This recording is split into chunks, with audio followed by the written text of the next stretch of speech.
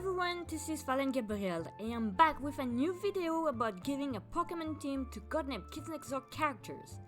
Last time I went through the members of Sector V, so this time I will look into their family members and choose one of them to give them a Pokemon team. I will keep my rules, so here they are again, but if you want more details about them, you can go rewatch my first video if you didn't already. I started my first video with number 1 and continue in numerical order because it made sense, so for this video I'll do the reverse. I'm starting with Abby's family and end up with Nigel's family. So without further ado, here we go. For Abby's family member, I decided to go with her older sister Cree. Cree is a teenager part of the Teen Ninja and is also specifically fighter's apprentice. Cree Lincoln is a good fighter, she was even the one who taught Abby everything. Turns out we learned in season 2 that Cree used to be a Kids Next Door operative as well under the codename of Number 11. She became a fugitive and escaped the commissioning even if we don't know much of her reason. With that, I'm capable to make the perfect Pokemon team for her. Her first Pokemon is Zoroark. It's a malicious dark type and has the ability to shapeshift, which makes a clear reference to Cree's battle-ready armor, a piece of weaponry capable to change appearances. Her second Pokemon is Lokix, and it's pretty much the same reason as before. Its Showdown mode references Cree's battle armor that she activates only when she has to fight. Her third Pokemon is a Medicham that can Mega Evolve. This Pokemon shows her fighting abilities, plus the color scheme pretty much fits her. Her fourth Pokemon is Ariados, because it's a Pokemon that screams ninja since she's a teen ninja. Her fifth Pokemon is a Starmie to represent that she was Abby's star/idol when they were both in the Kids Next Door. Her final Pokemon is actually an Ultra Beast, Pheromosa. It's a fighting type that also looks pretty. She's beauty, she's grace, she would punch you in the face candidate. Now let's move on to the next character. For Wally's family member, I chose his uncle, Lou Pottingsworth III, aka the Toiletnator. It was revealed in the comic or person Historie, how do you pronounce that? Historie? Whatever. That Lou and Sydney, Wally's father, are long-lost twin brothers. Crazy, right? At first, Lou was made as a one-time joke villain, but he started to become a recurring character anyway. As a villain, Lou isn't exactly, well, threatening or competent. I mean, he has toilet-based powers, that's kinda lame.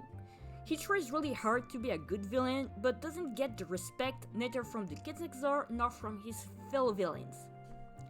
But it does happen that Lou can be competent sometimes, so of course his main Pokemon will be Magikarp, canonically the lamest Pokemon ever, who can also become our first reckon with once it evolves into Gyarados. His second Pokemon is a Dunsparce because, come on, Dunsparce is lame. Although it's a coincidence that he shares a color scheme with the Pokemon, that's a complete coincidence, guy. I didn't do it on purpose. His third Pokemon is Wobbuffet, literally a punching bag just like Lou.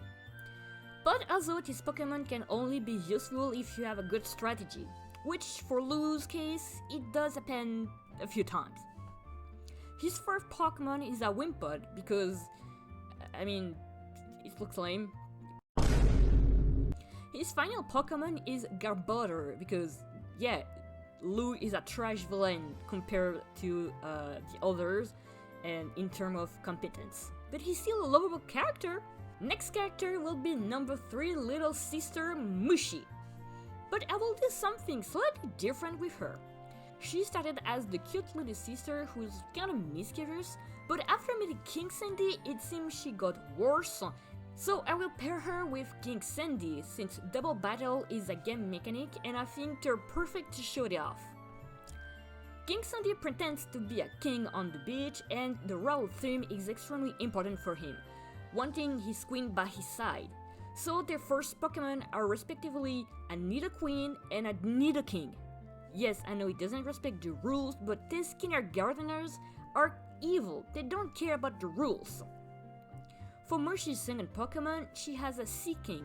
It's a callback to Cookie's Goldeen, but it also has King in its name. It's a way for her to have her king by her side. For the same reason, Sandy has a Vespiquen in order to have his queen near him all the time. For their third Pokemon, Mushi has a Kingler for 3 reasons. It has king in the name, it's beach themed, and it's also a reference to her father Kenny, which means crab in Japanese. For Sandy, his final Pokemon is a Palossand because it's a sandcastle. It's pretty straightforward. Tommy is the next character to receive his Pokemon team. He's Ogi's younger brother and really just wanted to hang on with Sector V and to be part of the Kids Next Door. Hoagie taught him basic 2x4 technology, and some time later he was able to enter the Cadet Academy to finally graduate from it. But the events during the graduation led him to resign in order to defeat Father all by himself. And now he is known as the Tommy, a vigilante who fights Aldo Tyranny on his own. So his first Pokemon will be Murkrow and Miss Mitchell for the hat reference. His third Pokemon is a Nickit for its cunning personality.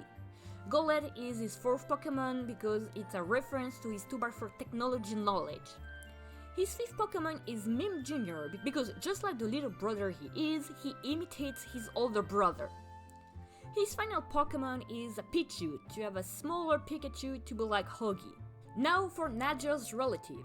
He has a lot of important relatives. His parents were Kids Next Door operative for crying out loud. His uncle is father. His cousins are the delightful children from down the lane. His grandfather is literally grandfather.